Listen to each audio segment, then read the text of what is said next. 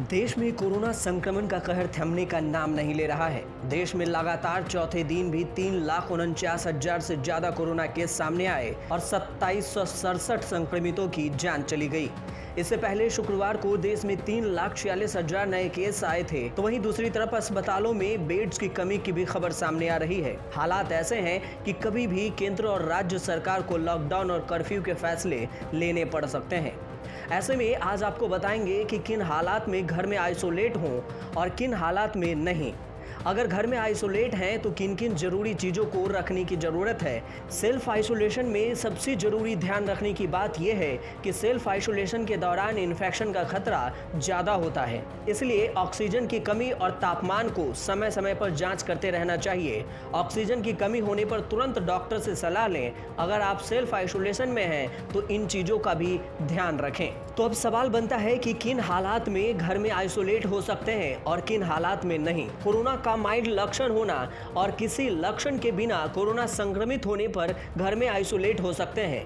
घर में मरीज और परिवार के लिए अलग अलग कमरा होना अनिवार्य है। समय समय पर देख रेख करने वाले घर में हों तभी घर में आइसोलेट हों, अन्यथा अस्पतालों से घर में देख रेख करने के लिए खास पैकेज पर भी बुला सकते हैं। जिन मरीजों की उम्र 60 साल से अधिक हो और उसे दिल का दौरा जैसे गंभीर बीमारियों हो, ऐसे स्थिति में डॉक्टर की सलाह पर ही घर में आइसोलेट रहें।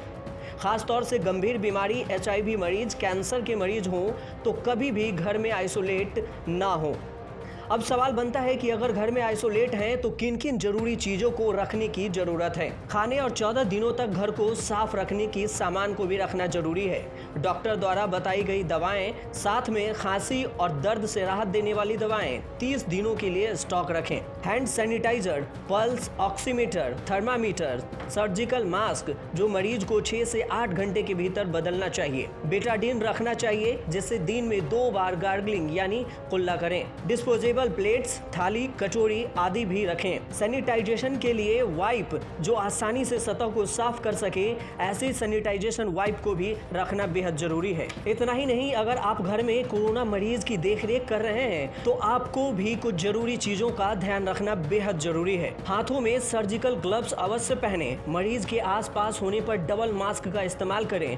मरीज के द्वारा उतारे गए मास्क और वेस्ट सामान को किसी थैला में रखें, बाद में उसे कूड़ेदान में डाल दें। ग्लव्स उतारने के बाद अच्छी तरह से हाथ धो लें। जब आप मरीज के साथ हों तो खिड़की और दरवाजे खोल दें। इसके अलावा आपको ये भी ध्यान रखना है कि घर में आइसोलेशन के दौरान क्या क्या नहीं करना है।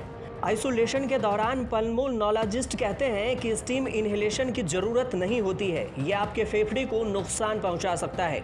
साथ में दर्द को कम करने वाले किसी भी तरह की दवाएं जो स्टीम के जरिए लेने की बात कही गई हो, उससे दूर ही रहना उचित होगा। डॉक्टर के सलाह के बिना ऑक्सीजन सिलेंडर को इकट्ठा करने से भी बचें। डॉक्टर के बिना सलाह के नेबुलाइजर से सांस लेने की भी बात से भी बचें। बता दें कि लगातार चौथे दिन भी 3,49,000 से ज्यादा कोरोना केस सामने आए और 2767 संक्रमितों की जान चली गई है। शुक्रवार को देश भर में कुल 3,46,000 कोरोना के केस सामने आए थे और रिकॉर्ड 2600 से ज्यादा लोगों की कोरोना से मौत हो गई थी। इसके साथ ही भारत में 3 दिन में कुल मामले करीब 9,94,000 तक पहुंच गए हैं, जो अब तक का सबसे बड़ा रिकॉर्ड है।